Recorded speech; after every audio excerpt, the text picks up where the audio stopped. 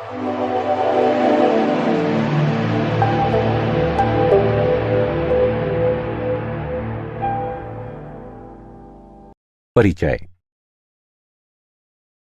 अरे रोहित, आज स्कूल कैसा रहा?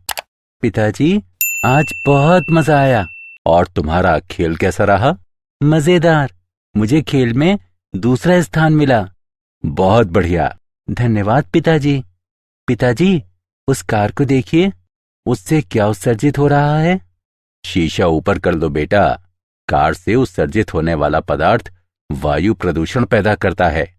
ये पदार्थ हमारे स्वास्थ्य को भी प्रभावित करते हैं और इनसे दमा जैसे रोग होते हैं। क्या हम इसे रोक नहीं सकते पिताजी? हम वायु प्रदूषण को विभिन्न तकनीकों का उपयोग कर नियंत्रित कर सकते हैं। क्या तुम जानने के इच्छुक हो? हाँ पिताजी। ठीक है, मैं तुम्हें वायु व जल प्रदूषण के बारे में विस्तार से बताता हूं। उद्देश्य।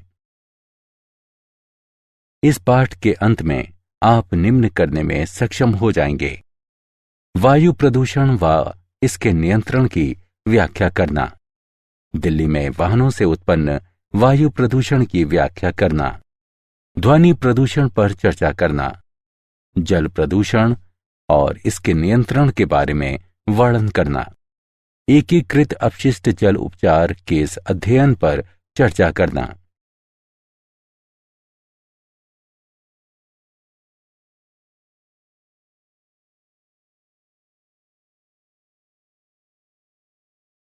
वायु प्रदूषण एवं इसका नियंत्रण।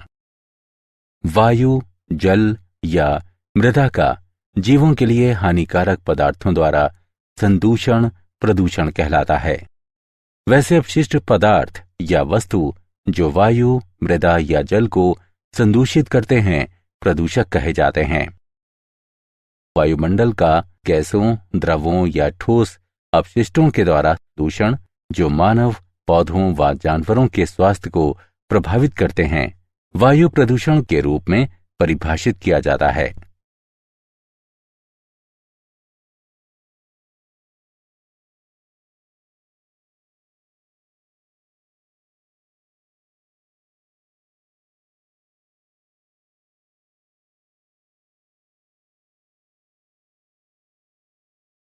वायु प्रदूषण के कारण। जीवाश्म ईंधन वायु प्रदूषण के प्रमुख कारणों में से एक हैं। एरोसोल प्रणोदक व रेफ्रिजरेटरों में क्लोरोफ्लोरोकार्बन के उपयोग से वायु प्रदूषण का स्तर बढ़ रहा है। सल्फर डाइऑक्साइड धूम कोहरे के मुख्य घटकों में से एक है, जिसके कारण अम्लीय वर्षा होती है। धूल, पराग एवं अन्य कार्बनिक कणों के कारण बनने वाले धूम से भी वायु प्रदूषण होता है। सड़कों पर बढ़ता हुआ यातायात प्रदूषण की मात्रा को बढ़ाता है।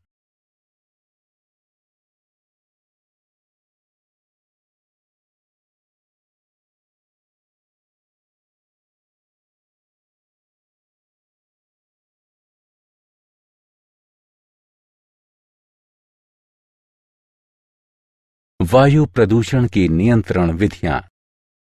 एग्जॉस्ट गैस स्ट्रीम से धूल कणों को निकालने के लिए स्थिर वैद्युत अवक्षेपक यानी इलेक्ट्रोस्टैटिक प्रेसिपिटेटर का इस्तेमाल किया जाता है। जैसे ही धुआं युक्त गैसें अवक्षेपक यानी प्रेसिपिटेटर में प्रवेश करती हैं, तो सर्वप्रथम ऋणात्मक आवेशित धातु ग्रिड के संपर्क में आकर ऋण आवेशित हो जाती हैं। तत्पश्चात धुएं के कण धन आवेशित पट्टिकाओं की ओर आकृष्ट होते हैं। इस प्रकार इन धुआं युक्त गैसों से धूल कण अलग हो जाते हैं और स्वच्छ हवा वायुमंडल में प्रेषित हो जाती है।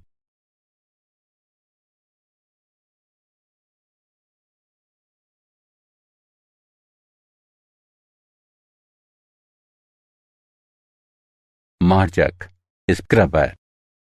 मार्जक गैस से गंदगी दूर करने वाला एक उपकरण है। वायु प्रवाह में उच्च दाब पर नोजल के द्वारा रासायनिक पदार्थ युक्त जल का छिड़काव किया जाता है। कुछ जल, खासकर यदि प्रवर्त वायु गर्म हो, तो वाष्प में बदल जाता है और निकलकर विलीन हो जाता है। वाष्पित जल के स्थान पर स्वच्छ जल एवं रासायनिक पदार्थ डाले जाते हैं। इस प्रक्रिया से उत्पन्न गर्द एवं प्रदूषण उत्पादों को समय समय पर नाली के सहारे निकाल दिया जाता है। वायु प्रदूषण के प्रभाव। वायुमंडल में उपस्थित प्रदूषकों के कारण दमा जैसा चिरकालिक रोग हो जाता है। इससे फेफड़ों का कैंसर होता है। इससे चिरकालिक फुफ्फुस अवरोधी रोग यानी श्वासावरोधी रोग यानी ऑब्स्ट्रक्टिव पल्मोनरी डिसीज हो सकती है। ओजोन गैस के संपर्क में आने से हमारी आंखों में जलन एवं खुजलाहट उत्पन्न होती है। कार्बन मोनोऑक्साइड गैस हीमोग्लोबिन से अभिक्रिया करके खून में प्रवाहित हो रही ऑक्सीजन की मात्रा को कम कर देती है। दिल्ली में वाहन जन्य वायु प्रदूषण पर नियंत्रण केस अध्ययन। दिल्ली का विभिन्न क्षेत्रों उद्योग, परिवहन एवं आवास में विकास हुआ है, जिसके फलस्वरूप वायु प्रदूषण में वृद्धि हुई है। इससे स्वास्थ्य के खतरों में वृद्धि होती है, जो श्वास रोगों में हुई वृद्धि में स्पष्ट दिखाई देते हैं। पिछले 8 वर्षों में दिल्ली में वायु प्रदूषण के स्तर में 5 गुना वृद्धि हुई है। रिपोर्ट के अनुसार दिल्ली में रहने वाले लोग सांस के साथ जहर ले रहे हैं। दिल्ली की हवाओं में लटकते अंतःश्वसनीय विविक्त पदार्थ रेस्पिरेबल सस्पेंडेड पार्टिकुलेट मैटर यानी RSPM की मात्रा लगभग 250 माइक्रोग्राम प्रति घन मीटर है, जो सामान्य से 4 गुना अधिक है। वहीं नाइट्रोजन ऑक्साइड की मात्रा 50 से 55 माइक्रोग्राम प्रति घन मीटर है, जो कि 40 माइक्रोग्राम प्रति घन मीटर की निर्धारित मात्रा से कहीं अधिक है। इन प्रदूषकों के कारण श्वासावरोध, दमा, फेफड़ों में संक्रमण एवं जन्मजात विकृति जैसे रोग उत्पन्न हो रहे हैं।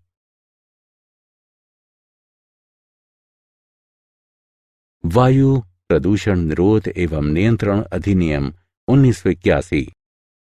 वायु प्रदूषण निरोध एवं नियंत्रण अधिनियम सन 1981 में संसद द्वारा पारित किया गया, जिसका मुख्य उद्देश्य वायु प्रदूषण की रोकथाम, नियंत्रण एवं उपशमन है। वायु प्रदूषण निरोध एवं नियंत्रण अधिनियम के मुख्य प्रावधान इस प्रकार हैं।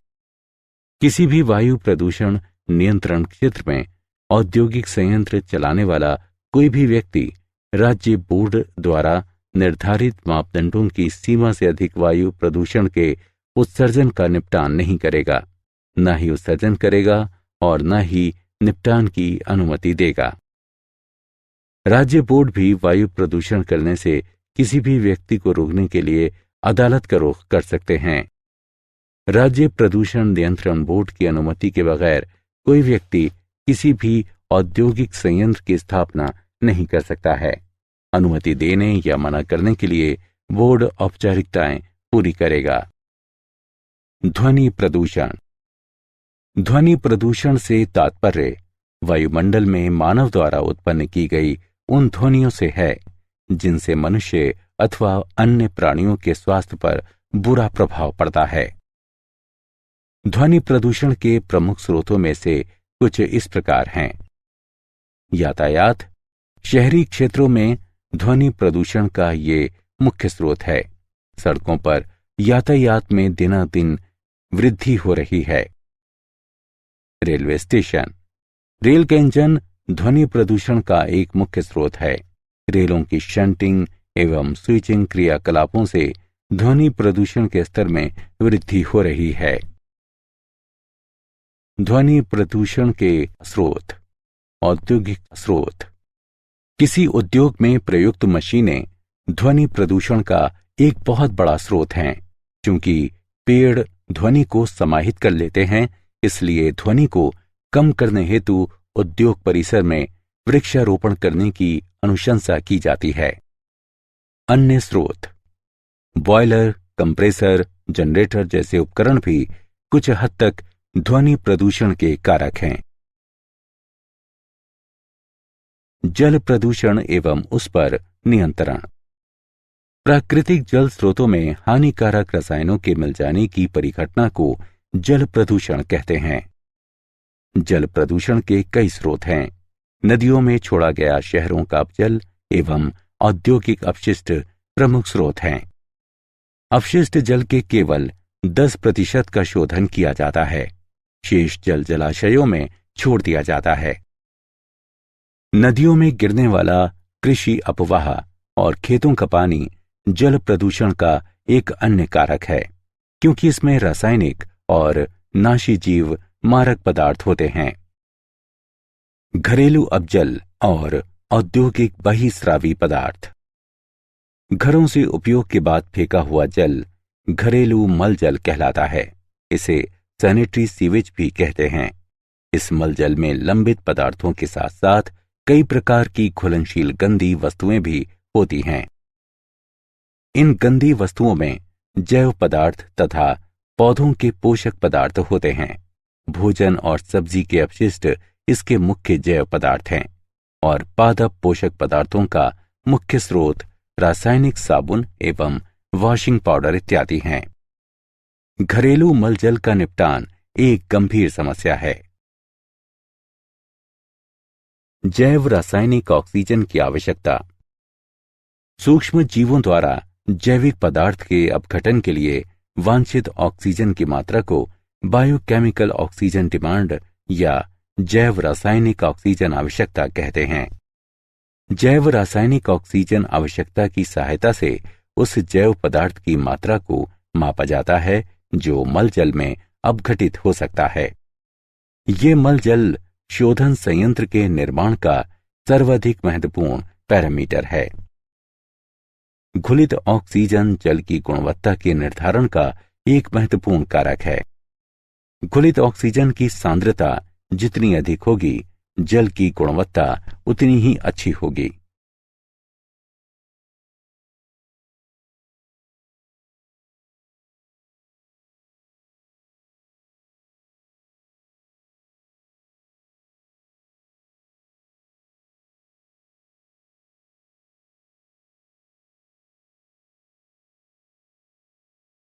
जैव आवर्धन।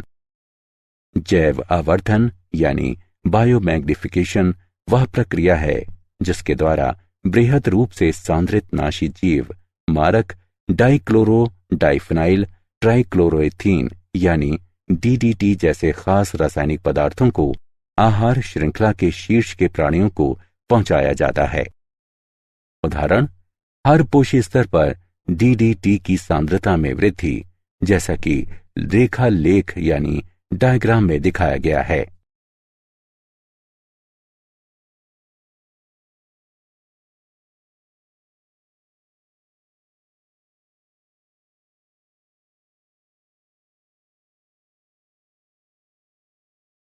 सुपोषण। जल के पुष्टिकारक गुणों के संवर्धन की प्रक्रिया, जिसके फलस्वरूप अक्सर प्रजाति विविधता बिगड़ जाती है, सुपोषण कहलाती है।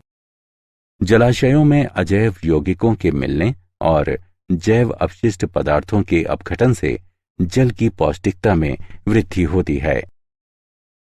इसके फलस्वरूप शैवाल, खासकर नीलाभ हरे शैवाल का विकास तेजी से होता है और ये जल की सतह को पूरी तरह से आच्छादित कर सकता है।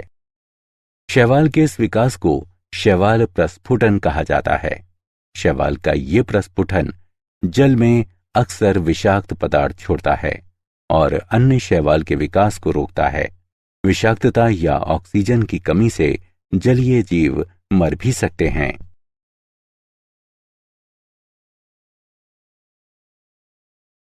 औद्योगिक बहिस्रावी पदार्थ।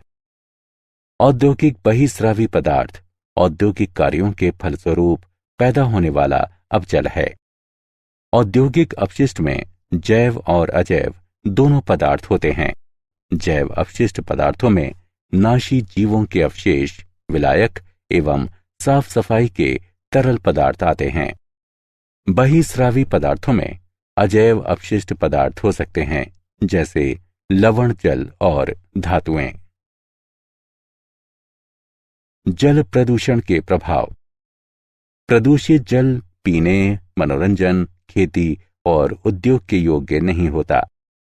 ये झीलों और नदियों की सुंदरता को धूमिल करता है। संदूषित जल से जल जीवन का नाश होता है, उसके जीवों की प्रजनन क्षमता में कमी आती है। ये मानव स्वास्थ्य के लिए भी संकटप्रद है। एकीकृत अपशिष्ट जल उपचार केस अध्ययन। अपशिष्ट जल उपचार एकीकृत ढंग से किया जा सकता है। अब जल के शोधन से पर्यावरणीय प्रतिक्रियाएं होती हैं जो मानव कल्याण के लिए उचित नहीं है। अब जल शोधन के फलस्वरूप खेती के हरियाली वाले क्षेत्रों में सिंचाई, नगर के मनोरंजनार्थ बनी झीलों, गोल्फ के मैदानों आदि के लिए जरूरी पानी में कमी आती है। शब्द ह्यूमेन्योर का अर्थ मानव अपशिष्ट है, जिसका पुनर्चक्रण कृमि खाद निर्माण की विधियों से होता है और जिसका उपयोग बागवानी या खेती के कार्यों में किया जा सकता है।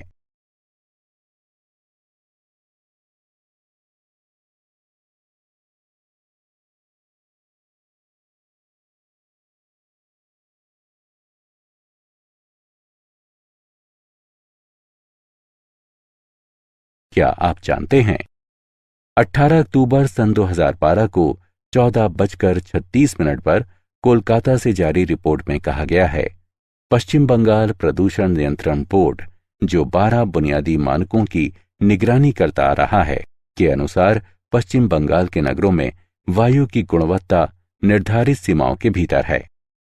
ये मानक अंतःश्वसनीय विविक्त पदार्थ यानी RPM, PM10, PM2.5, nitrogen dioxide, ammonia, carbon dioxide, benzene, ozone, benzopyrene, arsenic, सीसा एवं निकल थे और इनका मापन श्याम बाजार, बेहाला, बैरकपुर और दुर्गापुर के 4 निगरानी केंद्रों पर होता है।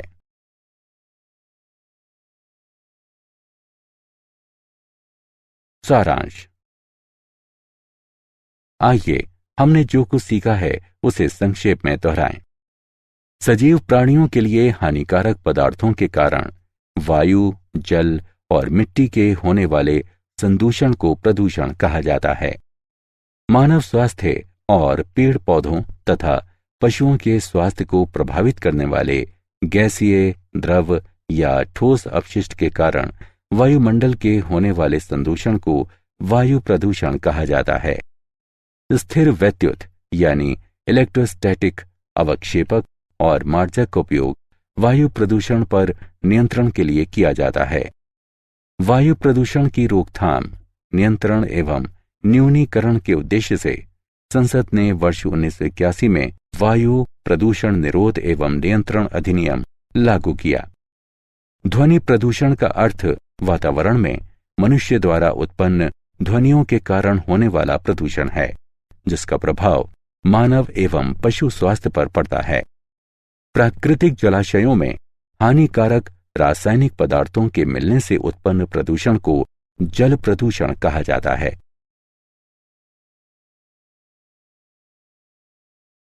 मुख्य स्रोत नगर अवजल और औद्योगिक कचरा हैं। अवजल के जैव पदार्थों को नष्ट करने हेतु सूक्ष्म जीवों के लिए आवश्यक ऑक्सीजन की मात्रा ऑक्सीजन की मांग कहलाती है।